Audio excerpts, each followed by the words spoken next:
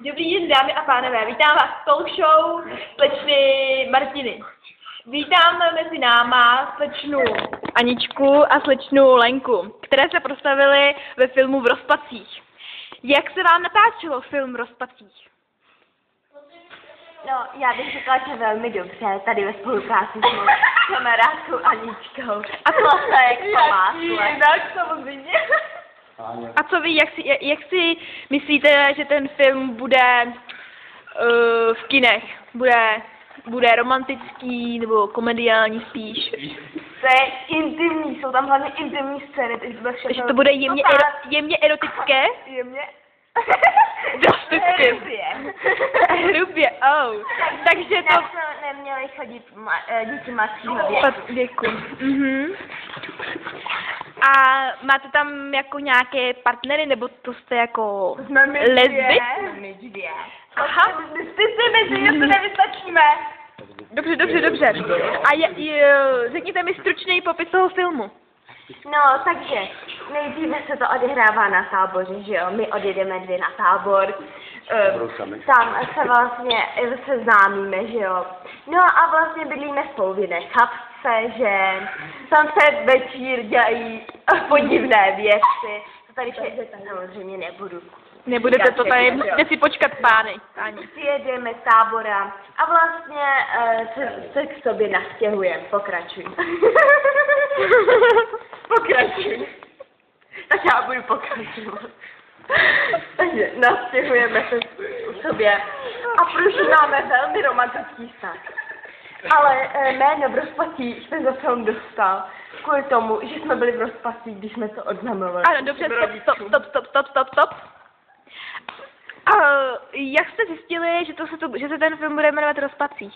Jak kdo na to přišel? No, vlastně tak nějak na půl, takže... A kdo dřív? Kdo vás navrhl do tohohle filmu? Mně napadlo Roz a jí napadlo Pacík. Aha! Tak a nyní se zeptám tady toho pána v hledišti. Jakou otázku chcete zeptat? Zeptejte se, tady máte možnost. Třeba Aničky nebo Leničky. Nebo obou. Můžete mi i... tam třeba byly. Hlavně postelový, vanový, že... No, taky na provazeč. Že? To vás s tím náměstí. Ano.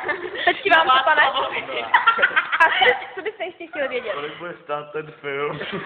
No, do toho se vrazilo hrozně peněz. Levý to určitě nevíde. Ano. Za to tam je všechno vidět. Levý to nevíde. A další tady pána? Jakou otázku chcete zodpovědět tady otídám? Já chci... Tam ty? Aha, sorry. A chci se zeptat, kolik ten film bude stát, kdy vyjde, a ještě, kde se to odehrává. A pak ještě mám další otázky. Jsme říkali, kde se odehrává. Odehrává se všude prostě. Můžete se tady do konverzace. V jakom státě je? Tady v České republice nebo? Samozřejmě Válcovské náměstí. A tak byste říkala všude, tak jako... No, tak pardon. Nebudu se míčit, protože... Na Bahamách jsme taky byli samozřejmě. Na Liánech, v Africe. Ano, to by byly stažit. A co vy, pane? Vy jste takovej pohledný pán. Co si myslíte o tomhle filmu? Já? Co si myslím? Já si myslím, že to je kravina. A co vy na to říkáte? Já na to reaguju, ty jsi debil. Ano, vidíte to na tvrdo, to je talk show, tam se můžeme rozjet, co chceme. Tak a vy jste nějaká nepovídavá, spíš tady slečna, nebo už dáma? Už asi paní. Ještě další. Ještě jeden tu je. A můžu se vás zeptat taková osobní otázka, kolik vám tak asi tak je?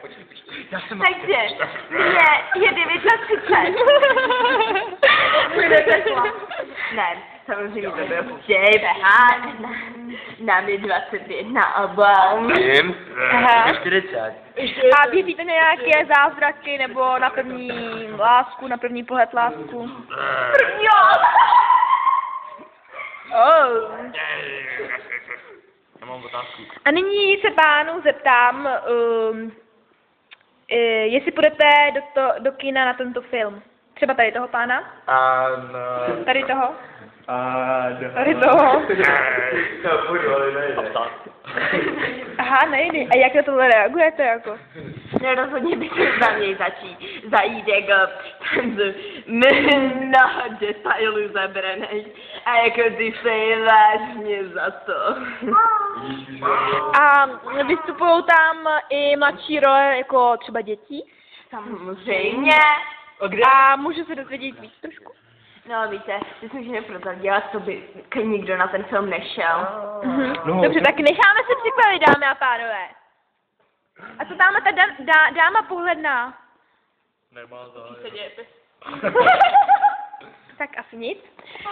A co byste nám ještě chtěli říct a jako zveřejnit v tomto díle? Že jsme toho zveřejnili už moc.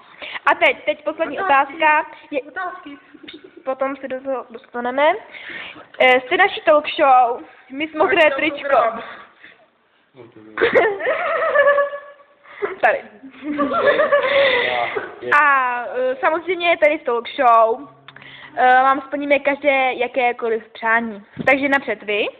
Mohla byste si sundat tričko? Zákulisí. Děkuju. A vy? Taky zákulisí. Intimní otázky. A vy, pánové, jaké máte přání, když už jste se... Jak na tohle reagujete? V rozpacích, tak tohle už bychom trošku přehnali, ne? Jako, my si sami se sebou vystačíme, ať. Dobře. A vy, pánové? Můžete koukat? No, můžete se koukat.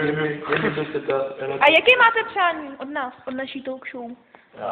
Aby na to mohl můj slabší syn, je mu teprve 3 roky. Co byste na tohleto? A tam můžou mladší děti. Jak na to reagujete? To na to otázka? 1 roku.